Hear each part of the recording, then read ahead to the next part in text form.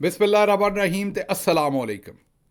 8 ਜਨਵਰੀ ਪਾਕਿਸਤਾਨ ਦੇ ਵਿੱਚ ਬੁੱਧ ਦੀ ਦੁਪਹਿਰ ਤੇ ਅੱਜ ਦੇ ਪੰਜਾਬੀ ਵੀਲੌਗ 'ਚ ਚੜ੍ਹਦੇ ਤੇ ਲਹਿੰਦੇ ਪੰਜਾਬ ਦੇ ਸੱਜਣਾ ਤੇ ਮਿੱਤਰਾਂ, ਭੈਣਾਂ ਤੇ ਭਰਾਵਾਂ, ਮਾਵਾਂ ਤੇ ਬਜ਼ੁਰਗਾਂ ਨੂੰ ਜੀ ਆਇਆਂ। ਸਭ ਤੋਂ ਪਹਿਲੀ ਖਬਰ ਜਿਹਦੇ ਤੇ ਅਸੀਂ ਚਾਨਣ ਪਾਉਣਾ ਹੈ ਉਹ ਤੁਹਾਡੇ ਲਈ ਇੱਕ ਚੰਗੀ ਖਬਰ ਹੈ ਔਰ ਖਬਰ ਇਹ ਹੈ ਕਿ ਫੇਸਬੁੱਕ ਜਿਹੜੀ ਸੀ ਉਹਨੇ ਇਹੋ ਜਿਹੇ ਕਲਚ ਪਾਏ ਹੋਏ ਸਨ ਹਰ ਸ਼ੈ ਦੇ ਵਿੱਚ ਕਿ ਤੁਹਾਡੀ ਕੋਈ ਸ਼ੈ ਅੱਗੇ ਨਹੀਂ ਸੀ ਜਾਣ ਦਿੰਦੇ। ਕੋਈ ਸ਼ਾਇਦ ਤੁਸੀਂ ਉਸ 'ਤੇ ਪੋਸਟ ਕਰਦੇ ਸੋ ਉਹ ਭਲੇ ਥੋੜ੍ਹੀ ਬਹੁਤ ਕਿਤੇ ਹਲਕੀ ਫੁਲਕੀ ਇਜ਼ਰਾਈਲ ਦੀ ਜੰਗ ਦੇ ਉੱਤੇ ਤੁਸੀਂ ਕੋਈ ਤਨਕੀਦ ਕਰ ਛੱਡਦੇ ਸੋ ਜਾਂ ਕੋਈ ਸਿਆਸੀ ਗੱਲ ਕਰਦੇ ਸੋ ਜਾਂ ਕੋਈ ਵੀ ਹੋਰ ਗੱਲ ਕਰਦੇ ਸੋ ਤੇ ਫੇਸਬੁੱਕ ਨੇ ਇਹੋ ਜਿਹਾ ਟਾਈਟ ਕੰਟਰੋਲ ਕੀਤਾ ਸੀ ਕਿ ਤੁਹਾਡੀ ਪੋਸਟ ਗਾਂਹ ਵਧਣੀ ਨਹੀਂ ਸੀ ਦਿੰਦੇ। ਸਭ ਤੋਂ ਜ਼ਿਆਦਾ ਮਰਜ਼ੀ ਦੇ ਜਿਹੜੇ ਸਿਆਸਤਦਾਨ ਸਨ ਉਹਨਾਂ ਨੂੰ ਖੁੱਲ੍ਹਾ ਛੱਡਦੇ ਸਨ ਅਤੇ ਜਿਹੜੇ ਸਿਆਸਤਦਾਨ ਪਸੰਦ ਨਹੀਂ ਸਨ ਜਾਂ ਜਿਨ੍ਹਾਂ ਦੇ ਖਿਲਾਫ ਕੋਈ ਨਾ ਕੋਈ ਏਜੰਡਾ ਹੁੰਦਾ ਸੀ ਉਹਨੂੰ ਫੇਸਬੁੱਕ ਬਿਲਕੁਲ ਹੀ ਬੰਦ ਕਰ ਦਿੰਦੀ ਸੀ। ਬੰਦ ਦਾ ਮਤਲਬ ਇਹ ਹੈ ਕਿ ਤੁਹਾਡਾ ਫੇਸਬੁੱਕ ਦਾ ਪੇਜ ਤੇ ਚੱਲਦਾ ਸੀ, ਤੁਸੀਂ ਉਸ 'ਤੇ ਵੀਡੀਓ ਲਾਉਂਦੇ ਸੋ ਪਰ ਉਹ ਅੱਗੇ ਲੋਕਾਂ ਤੱਕ ਅੱਪੜਦੀ ਨਹੀਂ ਸੀ, ਉਹਦੀ ਰੀਚ ਨੂੰ ਬੰਦ ਕਰ ਦਿੰਦੇ ਸਨ। ਅਮਰੀਕਾ 'ਚ ਅੱਜ ਤੋਂ ਸਾਲ 2 ਸਾਲ ਪਹਿਲਾਂ ਇਹਦੇ 'ਤੇ ਚੰਗਾ ਖੌਰੂ ਪਿਆ, ਮਤਲਬ ਕਿ ਰੌਲਾ ਪਿਆ, ਲੇਕਿਨ ਇਸ ਰੌਲੇ ਦਾ ਫਿਰ ਕੁਝ ਨਿਕਲਿਆ ਨਾ। ਹੁਣ ਸਦਰ ਟਰੰਪ ਸਾਹਿਬ ਆ ਗਏ ਨੇ, ਉਹਨਾਂ ਲਾਠੀ ਚੁੱਕੀ ਹੈ ਔਰ ਉਹਨਾਂ ਲਾਠੀ ਚੁੱਕੀ ਹੈ ਲੈਗੇਸੀ ਮੀਡੀਆ। ਅੱਛਾ, ਲੈਗੇਸੀ ਮੀਡੀਆ ਨੂੰ ਸਮਝੋ ਤੁਸੀਂ ਕਿ ਲੈਗੇਸੀ ਮੀਡੀਆ ਉਹ ਲਿਫਾਫਿਆਂ ਨੂੰ ਕਹਿੰਦੇ ਨੇ। ਜੋ ਕੁਝ ਅਸੀਂ ਪਾਕਿਸਤਾਨ 'ਚ ਲਿਫਾਫਿਆਂ ਨੂੰ ਆਉਂਦੇ ਹਾਂ ਨਾ, ਉਹ ਇੱਥੇ ਅਮਰੀਕਾ 'ਚ ਲੈਗੇਸੀ ਮੀਡੀਆ ਉਹਨਾਂ ਨੂੰ ਆਖਦੇ ਨੇ। ਲੈਗੇਸੀ ਮੀਡੀਆ ਉਹ ਹੀ ਹੈ ਜਿਹੜਾ ਇੱਥੋਂ ਦੇ ਵੀ ਸੇਠਾਂ ਨੇ, ਜਿਹੜੇ ਅਰਬਾਂਪਤੀ ਲੋਕ ਨੇ, ਉਹਨਾਂ ਨੇ ਕੰਟਰੋਲ ਕੀਤਾ ਹੈ ਜਾਂ ਇੱਥੋਂ ਦੀ ਇਸਟੈਬਲਿਸ਼ਮੈਂਟ ਨੇ, ਅਤੇ ਉਹ ਲੋਕਾਂ ਨੂੰ ਉਹੀ ਗੱਲ ਦੱਸਦੇ ਨੇ ਜਿਹੜੀ ਉਹ ਦੱਸਣਾ ਚਾਹੁੰਦੇ ਨੇ ਜਾਂ ਉਹੀ ਗੱਲ ਵਿਖਾਉਂਦੇ ਨੇ ਜਿਹੜੀ ਉਹ ਚਾਹੁੰਦੇ ਨੇ ਕਿ ਲੋਕ ਵੇਖਣ ਅਤੇ ਲੋਕਾਂ ਨੂੰ ਕਿਤੇ ਸੱਚ ਨਾ ਪਤਾ ਲੱਗ ਜਾਏ। ਜਿਸ ਵੇਲੇ ਸਦਰ ਟਰੰਪ ਜਿਹੜਾ ਉਹ ਸਦਰ ਸੀ ਅਤੇ ਚੇਤੇ ਕਰੋ ਕਿ ਹਾਲਾਂਕਿ ਸਦਾਰਤ ਠੀਕ ਹੀ ਗੁਜ਼ਾਰੀ ਸੀ, ਲੇਕਿਨ ਉਹਦੇ ਬਾਰੇ ਰੋਜ਼ ਝੂਠੀਆਂ ਖਬਰਾਂ ਦਿੰਦੇ ਸਨ ਵੀ ਅੱਜ ਉਹਨੇ ਆਹ ਕਰ ਦਿੱਤਾ, ਅੱਜ ਔਰਤਾਂ ਦੇ ਖਿਲਾਫ ਕਰ ਦਿੱਤਾ, ਅੱਜ ਇਮੀਗ੍ਰੈਂਟਸ ਦੇ ਖਿਲਾਫ ਕਰ ਦਿੱਤਾ, ਅੱਜ ਫਲਾਣੇ ਦੇ ਖਿਲਾਫ ਕਰਤਾ, ਚੁੱਕ ਕੇ ਰੱਖਦੇ ਸਨ ਕੰਮ। ਜਿਸ ਵੇਲੇ ਸਦਰ ਟਰੰਪ ਚਲਾ ਗਿਆ ਤਾਂ ਉਸ ਤੋਂ ਬਾਅਦ ਵੀ ਉਹਦੇ ਨਾਲ ਇਹੀ ਕੰਮ ਕੀਤਾ। ਪਿਛਲੇ ਇਲੈਕਸ਼ਨ 'ਚ ਵੀ ਉਹਨੂੰ ਉਂਝ ਹੀ ਤੁੰਨ ਕੇ ਰੱਖਿਆ ਮੀਡੀਆ ਨੇ, ਜਿਵੇਂ ਅਕਸਰ ਤੁਸੀਂ ਪਾਕਿਸਤਾਨ 'ਚ ਲਿਫਾਫਿਆਂ ਨੂੰ ਝੂਠ ਮਾਰਦਾ ਵੇਖਦੇ ਹੋ। ਅੱਛਾ, ਪਾਕਿਸਤਾਨ ਦਾ ਤੇ ਅਮਰੀਕਾ ਦਾ ਇੱਕ ਫ਼ਰਕ ਹੈ। ਅਮਰੀਕਾ ਔਰ ਪਾਕਿਸਤਾਨ ਦੇ ਵਿੱਚ ਫ਼ਰਕ ਇਹ ਹੈ ਕਿ ਅਮਰੀਕਾ 'ਚ ਅਗਰ ਤੁਸੀਂ ਕਿਸੇ ਖਾਤੂਨ ਦੇ ਉੱਤੇ ਤਨਕੀਦ ਕਰਦੇ ਹੋ, ਮਸਲਨ ਉਹਦੇ ਜਿਸਮ 'ਤੇ ਤਨਕੀਦ ਕਰਦੇ ਹੋ, ਉਹਦੇ ਮੋਟਾਪੇ 'ਤੇ ਤਨਕੀਦ ਕਰਦੇ ਹੋ, ਉਹਦੀ ਸ਼ਕਲ 'ਤੇ ਤਨਕੀਦ ਕਰਦੇ ਹੋ, ਉਹਦੀ ਸੈਕਸ਼ੁਅਲਿਟੀ 'ਤੇ ਤਨਕੀਦ ਕਰਦੇ ਹੋ, ਅਤੇ ਇਹਨੂੰ ਮਿਸੋਜਨੀ ਸਮਝਿਆ ਜਾਂਦਾ ਹੈ, ਇਹਨੂੰ ਭੈੜਾ ਕੰਮ ਸਮਝਿਆ ਜਾਂਦਾ ਹੈ, ਇਸ ਤਨਕੀਦ ਨੂੰ ਮਾੜੀ ਗੱਲ ਆਖੀ ਜਾਂਦੀ ਹੈ ਅਤੇ ਤੁਹਾਨੂੰ ਜਿਹੜਾ ਉਹਦੇ ਉੱਤੇ ਕੰਡੈਮ ਕੀਤਾ ਜਾਂਦਾ। ਲੇਕਿਨ ਅਗਰ ਕੋਈ ਖਾਤੂਨ ਪੋਲੀਟੀਸ਼ਨ ਹੈ ਜਾਂ ਸਹਾਫੀ ਹੈ ਜਾਂ ਕਿਸੇ ਵੀ ਪਬਲਿਕ ਲਾਈਫ 'ਚ ਹੈ ਔਰ ਤੁਸੀਂ ਉਹਦੇ 'ਤੇ ਉਹਦੇ ਕੰਮ ਦੇ ਹਿਸਾਬ ਨਾਲ ਉਹਦੇ 'ਤੇ ਤਨਕੀਦ ਕਰਦੇ ਹੋ, ਮਸਲਨ ਇੱਕ ਸਹਾਫੀ ਹੈ ਔਰ ਉਹ ਅਗਰ ਝੂਠ ਮਾਰਦੀ ਹੈ ਆਵਾਮ ਦੇ ਨਾਲ ਜਾਂ ਝੂਠੀਆਂ ਖਬਰਾਂ ਦਿੰਦੀ ਹੈ ਜਾਂ ਉਹ ਝੂਠਾ ਪ੍ਰੋਪੇਗੈਂਡਾ ਬਿਲਡ ਕਰਦੀ ਹੈ ਜਾਂ ਉਹ ਕੋਈ ਡੀ ਚੌਕ 'ਚ ਡਿੱਗੀਆਂ ਹੋਈਆਂ ਲਾਸ਼ਾਂ ਦਾ ਮਜ਼ਾਕ ਉਡਾਉਂਦੀ ਹੈ ਜਾਂ ਜਿਸ ਵੇਲੇ ਕਾਜ਼ੀ ਫਾਇਜ਼ ਈਸਾ ਸਾਹਿਬ ਜਿਹੜੇ ਨੇ ਉਹ ਅਗਰ UK ਜਾਂਦੇ ਨੇ ਅਤੇ ਉੱਥੇ ਪਾਕਿਸਤਾਨੀ ਇਤਜਾਜ ਕਰਦੇ ਨੇ। ਤੁਹਾਨੂੰ ਯਾਦ ਹੋਏਗਾ ਮਜ਼ਹਰ ਅਬਾਸ ਸਾਹਿਬ ਨੇ ਖਬਰ ਦਿੱਤੀ ਸੀ ਕਿ ਹੁਣ ਉੱਥੋਂ ਕੋਈ 26-28 ਬੰਦੇ ਡਿਪੋਰਟ ਹੋ ਜਾਣੇ ਨੇ। ਉਹਦੇ ਉੱਤੇ ਆਸਮਾ ਸ਼ਰਾਜ਼ੀ ਸਾਹਿਬਾਂ ਨੇ, ਅਸੀਂ ਭੈਣ ਆਖ ਦਿਆਂਗੇ ਕਿਉਂਕਿ ਭੈਣ ਨਹੀਂ ਆਖਾਂਗੇ ਤਾਂ ਫਿਰ ਔਰਤ ਕਾਰਡ ਕੱਢ ਲੈਣਗੀਆਂ।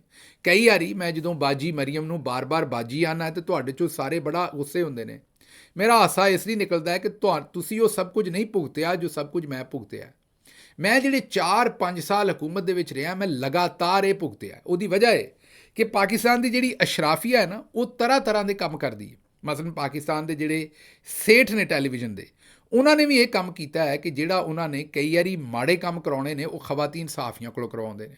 ਮਤਲਬ ਕਿ ਜਿਹੜੀ ਝੂਠੀ ਖਬਰ, ਕਿਰਦਾਰਕਸ਼ੀ, ਕੋਈ ਵੀ ਐਸਾ ਕੰਮ ਤੁਹਾਡੇ ਖਿਲਾਫ ਕਰਾਉਣਾ ਹਕੂਮਤ ਦੇ, ਉਹਦੇ 'ਤੇ ਖਵਾਤੀਨ ਸਹਾਫੀਆਂ ਨੂੰ ਅੱਗੇ ਕਰ ਦਿਓ। ਹੁਣ ਜੇ ਤੁਸੀਂ ਉਹਨਾਂ ਨੂੰ ਜਵਾਬ ਦਿਓ ਅਤੇ ਨਾਲ ਹੀ ਔਰਤ ਕਾਰਡ, ਔਰਤ ਨਾਲ ਗੱਲ ਕਰਨ ਦੀ ਤਮੀਜ਼ ਨਹੀਂ। ਵੇਖੋ ਔਰਤ ਨਾਲ ਕੀ ਕਰ ਚੜਿਆ। ਹਾਲਾਂਕਿ ਔਰਤ ਨਾਲ ਗੱਲ ਕਰਨ ਦੀ ਤਮੀਜ਼ ਤੇ ਤਦ ਹੋਵੇ ਅਗਰ ਤੁਸੀਂ ਉਹਦੀ ਕਿਰਦਾਰਕਸ਼ੀ ਕਰੋ, ਤੁਸੀਂ ਉਹਦੇ ਜਿਸਮ 'ਤੇ ਗੱਲ ਕਰੋ, ਤੁਸੀਂ ਉਹਦੇ ਜ਼ਾਤੀ ਕੰਡਕਟ 'ਤੇ ਗੱਲ ਕਰੋ। ਅਗਰ ਤੁਸੀਂ ਉਹਦੇ ਸਹਾਫਤੀ ਜਾਂ ਸਿਆਸੀ ਕੰਡਕਟ 'ਤੇ ਗੱਲ ਕਰਦੇ ਹੋ ਅਤੇ ਫਿਰ ਹੁਣ ਅਗਰ ਬਾਜੀ ਮਰੀਮ ਜਾਂ ਮਰੀਮ ਔਰੰਗਜ਼ੇਬ ਸਾਹਿਬਾ ਦੇ ਬਾਰੇ ਕਰਪਸ਼ਨ ਦੀ ਕੋਈ ਖਬਰ ਆਉਂਦੀ ਹੈ ਅਤੇ ਹੁਣ ਦੱਸੋ ਵੀ ਸਿਰਫ ਇਸ ਲਈ ਚੁੱਪ ਰਹੀਏ ਵੀ ਉਹ ਜ਼ਰਾਨੀਆਂ ਨੇ, ਉਹ ਖਵਾਤੀਨ ਨੇ? ਨਹੀਂ, ਇਹ ਗੱਲ ਤਾਂ ਨਹੀਂ ਹੋ ਸਕਦੀ। ਹਾਂ, ਇਹ ਜ਼ਰੂਰ ਹੈ ਕਿ ਅਗਰ ਮੈਂ ਮਿਸਾਲ ਦਿੰਦਾ ਕਿ ਜਿਹੜੇ ਹਸਨ ਜਾਂ ਹੁਸੈਨ ਨਵਾਜ਼ ਸਾਹਿਬ ਨੇ, ਉਹਨਾਂ ਦੀਆਂ ਜਿਹੜੀਆਂ ਬੇਗਮਾਤ ਨੇ, ਸਾਡੀਆਂ ਭੈਣਾਂ ਲੱਗਦੀਆਂ ਨੇ, ਉਹ ਮੈਨੂੰ ਦੱਸੋ ਉਹਨਾਂ ਦੀ ਕਦੇ ਅਸੀਂ ਗੱਲ ਕੀਤੀ ਹੈ? ਕਦੇ ਉਹਨਾਂ ਦੇ ਬਾਰੇ ਕੋਈ ਕੋਈ ਸਕੈਂਡਲ ਲਿਆਂਦਾ ਹੋਵੇ, ਕੋਈ ਉਹਨਾਂ ਦੀ ਗੱਲ ਕੀਤੀ ਹੋਵੇ, ਉਹਨਾਂ ਇਹ ਪਾਇਆ, ਉਹਨਾਂ ਇਹ ਨਹੀਂ ਪਾਇਆ, ਉਹ ਇੱਥੇ ਗਈਆਂ ਨੇ, ਇੱਥੇ ਨਹੀਂ ਗਈਆਂ, ਇਹ ਗੱਲ ਕੀਤੀ ਉਹਨਾਂ, ਇੱਥੇ ਨਹੀਂ।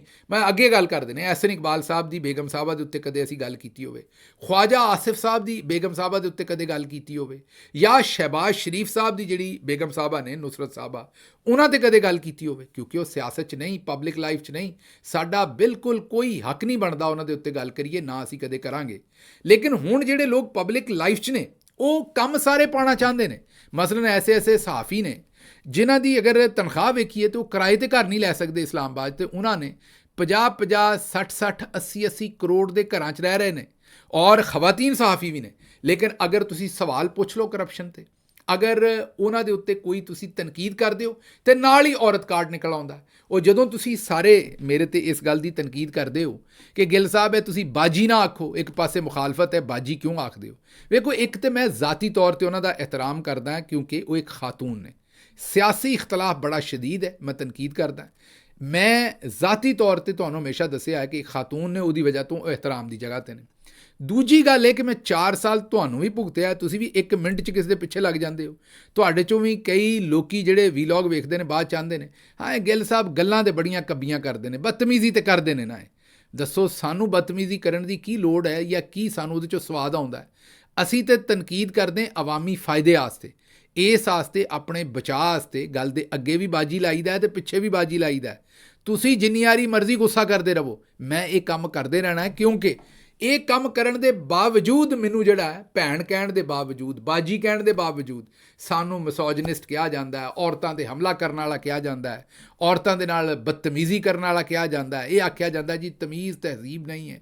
ਤੇ ਇਸ ਵਾਸਤੇ ਹੁਣ ਇੱਕ ਪਾਸੇ ਤੇ ਸਾਡੇ ਕੋਲ ਉਹ ਕੰਮ ਹੈ ਕਿ ਜਿਹੜਾ ਸਾਰੇ ਕਰਦੇ ਨੇ ਵੀ ਇਸ ਰਾਜ ਦੇ ਕੋਲੋਂ, ਮੈਂ ਹੁਣ ਗੁੰਡਾ ਰਾਜ ਨਹੀਂ ਕਹਾਂਗਾ, ਫਿਰ ਇਸ ਰਾਜ ਕੋਲੋਂ ਬਚੋ, ਇਹਨਾਂ ਨੂੰ ਹੱਥ ਪਾਓਗੇ ਤੇ ਤੁਹਾਡੇ ਗਿਰੇਬਾਨ ਨੂੰ ਹੱਥ ਪਾਉਣਗੇ, ਤੇ ਇਹ ਆਖਣਗੇ ਵੀ ਇਹ ਔਰਤ ਕਾਰਡ ਤੁਹਾਡੇ 'ਤੇ ਇਸਤੇਮਾਲ ਕਰਨਗੇ ਜਾਂ ਮਜ਼ਹਬ ਕਾਰਡ ਇਸਤੇਮਾਲ ਕਰਨਗੇ ਤੇ ਤੁਹਾਡੀ ਤਬਾਹੀ ਕਰ ਦੇਣਗੇ। ਇਹ ਉਹ ਵਜੂਹਾਤ ਨੇ ਕਿ ਬਹੁਤੇ ਸਾਰੇ ਸਹਾਫੀ ਤੇ ਸਿਆਸਤਦਾਨ ਇਹਨਾਂ ਨਾਲ ਗੱਲ ਕਰਨ ਤੋਂ ਡਰਦੇ ਨੇ, ਇਹਨਾਂ 'ਤੇ ਤਨਕੀਦ ਕਰਨ ਤੋਂ ਡਰਦੇ ਨੇ, ਕਿਉਂਕਿ ਉਹਨਾਂ ਨੂੰ ਪਤਾ ਹੈ ਕਿ ਇਹਨਾਂ ਨੇ ਇਹੋ ਜਿਹੇ ਹਥਿਆਰ ਇਸਤੇਮਾਲ ਕਰਨੇ ਨੇ ਬਾਅਦ ਦੇ ਵਿੱਚ ਤੁਹਾਡੇ 'ਤੇ। ਔਰਤ ਕਾਰਡ ਹੋਇਆ, ਮਜ਼ਹਬ ਕਾਰਡ ਹੋਇਆ, ਕਰੈਕਟਰ ਵਾਲਾ ਕਾਰਡ ਹੋਇਆ, ਕਿ ਤੁਸੀਂ ਕਿਸੇ ਜੋਗੇ ਨਹੀਂ ਰਹਿ ਜਾਣਾ। ਤੇ ਇਸੇ ਡਰ ਤੋਂ ਲੋਕੀ ਇਹਨਾਂ ਨੂੰ ਕੁਝ ਵੀ ਨਹੀਂ ਆਉਂਦੇ ਤੇ ਇਹ ਦੰਦਨਾਤੇ ਫਿਰਦੇ ਨੇ, ਦੰਦਨਾਤੇ ਫਿਰਦੇ ਨੇ। ਇਹਨਾਂ ਨੇ ਧੁੰਮਾਂ ਪਾਈਆਂ ਨੇ। ਮਸਲਨ ਹੁਣ ਸਾਡੇ ਕੋਲ ਇਨਸਾਈਡ ਸਟੋਰੀ ਹੈ ਕਿ ਜਿਹੜੀਆਂ ਮਰੀਮ ਔਰੰਗਜ਼ੇਬ ਸਾਹਿਬਾ ਨੇ, ਉਹਨਾਂ ਨੇ ਇਸ ਵੇਲੇ ਅੰਨੀ ਪਾਈ ਹੈ ਪੰਜਾਬ ਗਵਰਨਮੈਂਟ ਦੇ ਵਿੱਚ, ਅੰਨੀ ਪਾਈ ਹੋਈ ਹੈ। ਉਹਨਾਂ ਨੇ ਉਹਨਾਂ ਦੇ ਅੱਗੇ ਪਿੱਛੇ ਜਾਣਨ ਵਾਲੇ ਰਿਸ਼ਤੇਦਾਰ, ਦੋਸਤ ਅਹਿਬਾਬ, ਠੇਕੇ ਲੱਭ ਰਹੇ ਨੇ, ਪਤਾ ਨਹੀਂ ਕੀ ਕੁਝ। ਹੁਣ ਅਗਰ ਉਹਨਾਂ 'ਤੇ ਗੱਲ ਕਰਾਂਗੇ ਤੇ ਔਰਤ ਦੀ ਤੋਹੀਨ ਕਰ ਦਿੱਤੀ, ਔਰਤ ਕਾਰਡ ਕਰ ਦਿੱਤਾ, ਤੇ ਜੇ ਚੁੱਪ ਰਹੀਏ ਤੇ ਉਹਨਾਂ ਨੇ ਲੁੱਟ ਕੇ ਖਾ ਜਾਣਾ ਹਰ ਸ਼ੈ। ਤੇ ਇਹ ਇਹਨਾਂ ਨੇ ਇੱਕ ਨਵਾਂ ਕੰਮ ਕੀਤਾ ਹੈ, ਬਿਊਰੋਕ੍ਰੇਸੀ ਦੇ ਵਿੱਚ ਵੀ ਔਰਤਾਂ ਅੱਗੇ ਲਾ ਦਿੱਤੀਆਂ ਨੇ ਇਹਨਾਂ ਨੇ। ਮੈਂ ਨਹੀਂ ਆਂਦਾ ਔਰਤਾਂ ਸਾਰੀਆਂ, ਜ਼ਾਹਿਰ ਹੈ ਜਿਸ ਤਰ੍ਹਾਂ ਸਾਰੇ ਮਰਦ ਕਰਪਟ ਨਹੀਂ, ਸਾਰੀਆਂ ਔਰਤਾਂ ਕਰਪਟ ਨਹੀਂ। ਜਿਸ ਤਰ੍ਹਾਂ ਮਰਦਾਂ ਦੇ ਵਿੱਚ ਕਰਪਸ਼ਨ ਦੀ ਸ਼ਰ੍ਹਾ ਹੈ, ਔਰਤਾਂ 'ਚ ਵੀ ਇਸੇ ਤਰ੍ਹਾਂ ਹੀ ਹੈ। ਨਾ ਮਰਦ ਅਸਮਾਨ ਤੋਂ ਉਤਰੇ ਨੇ, ਨਾ ਔਰਤਾਂ। ਮੇਰੇ ਖਿਆਲ ਦੇ ਵਿੱਚ ਤੇ ਮਰਦ ਔਰ ਔਰਤ ਦੀ ਜਿਹੜੀ ਤਮੀਜ਼ ਔਰ ਤਫਰੀਕ ਹੈ, ਉਹ ਜਿਸ ਵੇਲੇ ਕੋਈ ਕਰਪਸ਼ਨ ਕਰਦਾ ਉਦੋਂ ਨਹੀਂ ਹੋਣੀ ਚਾਹੀਦੀ। ਜਿਹੜਾ ਵੀ ਕਰਪਸ਼ਨ ਕਰੇ ਉਹਦੇ ਉੱਤੇ ਦਬਾ ਕੇ, ਠੋਕ ਕੇ ਜਿਹੜੀ ਹੈ ਉਹ ਕ੍ਰਿਟਿਸਿਜ਼ਮ ਹੋਣਾ ਚਾਹੀਦਾ।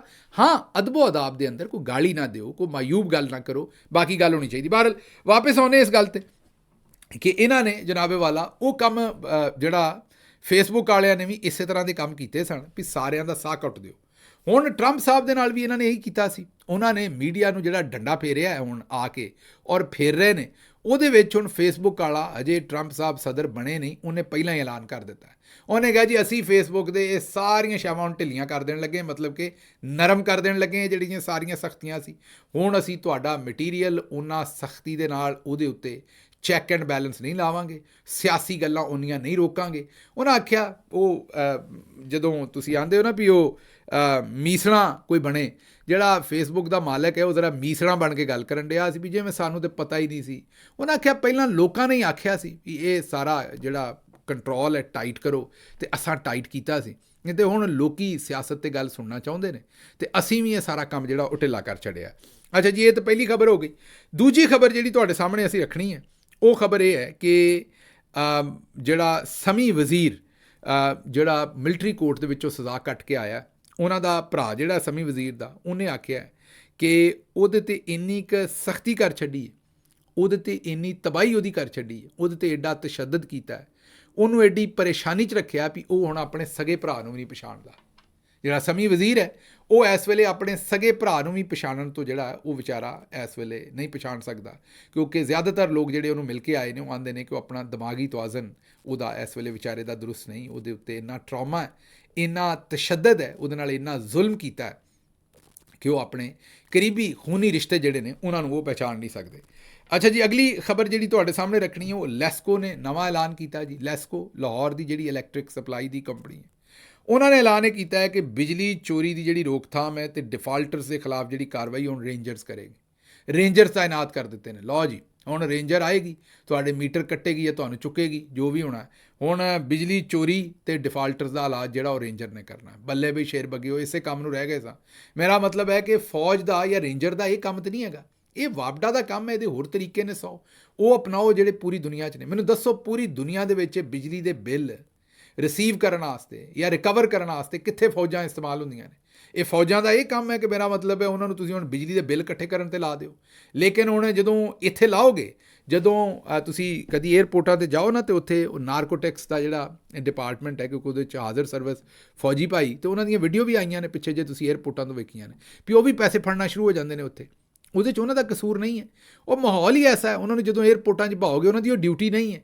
ਉਹਨਾਂ ਦੀ ਡਿਊਟੀ ਸਾਰੀ ਉਮਰ ਜਿਹੜੀ ਹੈ ਉਹ ਆਪਣਾ ਮਿਲਟਰੀ ਨਾਲ ਰਿਲੇਟਡ ਹੈ। ਉਹਨਾਂ ਨੂੰ ਜਦੋਂ ਪਬਲਿਕ ਇੰਗੇਜਮੈਂਟ ਦੀ ਡਿਊਟੀ ਦਿਓਗੇ, ਜਿੱਥੇ ਹਰ ਦੂਜਾ ਬੰਦਾ ਜਿਹੜਾ ਹੈ ਉਹਨੇ ਬੈਗ ਦੇ ਵਿੱਚ ਕੋਈ ਨਾ ਕੋਈ ਸ਼ੈ ਰੱਖ ਕੇ, ਮਨਸ਼ਿਆਤ ਅਗਰ ਨਹੀਂ ਵੀ ਹੈ ਅਤੇ ਉਹ ਕੋਈ ਲੈ ਕੇ ਜਾ ਰਿਹਾ, ਉਹ ਚਾਹੁੰਦਾ ਹੀ ਨਹੀਂ ਕਿ ਮੇਰਾ ਬੈਗ ਖੁੱਲ੍ਹੇ, ਭਾਵੇਂ ਉਹਦੇ ਬੈਗ 'ਚ ਕੋਈ ਸ਼ੈ ਨਹੀਂ, ਅਤੇ ਉਹ ਨਾਲ ਹੀ ਪੈਸੇ ਠੋਕਦਾ। ਅੱਛਾ, ਉਹ ਡਾਇਰੈਕਟ ਪੈਸੇ ਨਾ ਵੀ ਫੰਡ, ਅਤੇ ਉੱਥੇ ਜਿਹੜੇ ਪੋਰਟਰ ਹੁੰਦੇ ਨੇ ਉਹਨਾਂ ਦੇ ਨਾਲ ਹੀ ਅਗਰ ਉਹ ਸੌਦਾ ਕਰ ਲੈਣ ਵੀ ਤੇਰੇ ਵਾਲਾ ਬੈਗ ਅਸੀਂ ਨਹੀਂ ਖੋਲ੍ਹਣਾ, ਤਾਂ ਜਿਸ ਵੇਲੇ ਪੋਰਟਰ ਆਉਂਦਾ ਹੈ ਅਤੇ ਉਹਨੇ ਬੰਦੇ ਦੇ ਕੋਲੋਂ ਪਹਿਲਾਂ ਹੀ ਬਾਹਰ ਮੁੱਕਿਆ ਹੁੰਦਾ ਵੀ ਜੀ ਕੋਈ ਤੁਹਾਡੇ ਬੈਗ ਨਹੀਂ ਖੁੱਲ੍ਹਣਗੇ, ਅਤੇ ਤੁਸੀਂ ਜਾਓਗੇ ਸਿੱਧੇ ਹੀ, ਅਤੇ ਉਹ ਜ਼ਾਹਿਰ ਹੈ ਉਹਦੀ ਉਹ ਜੋ ਵੀ ਉਹਦੀ ਸਕੈਨਿੰਗ ਵਗੈਰਾ ਤਾਂ ਹੁੰਦੀ ਹੈ, ਲੇਕਿਨ ਉਹ ਅੰਦਰ ਬੈਗ ਅੱਪੜ ਜਾਂਦਾ ਬਗੈਰ ਖੁੱਲ੍ਹਿਓ। ਉਹ ਪੋਰਟਰ ਨੂੰ ਜਿਹੜਾ ਰੁਪਈਆ 2-3 ਹਜ਼ਾਰ ਦਿੰਦੇ ਨੇ, ਉਹਦੇ 'ਚੋਂ ਲੰਘਦਾ ਹੋਇਆ 1000 ਰੁਪਈਆ ਉਹਨਾਂ ਨੂੰ ਦੇ ਦਿੰਦਾ। ਅਤੇ ਇਸ ਤਰੀਕੇ ਨਾਲ ਇਹ ਤੁਹਾਨੂੰ ਰਿਸ਼ਵਤ ਲੈਂਦੇ ਨਜ਼ਰ ਵੀ ਨਹੀਂ ਆਉਂਦੇ, ਅਤੇ ਰਿਸ਼ਵਤ ਲਈ ਵੀ ਜਾ ਰਹੀ ਹੁੰਦੀ ਹੈ।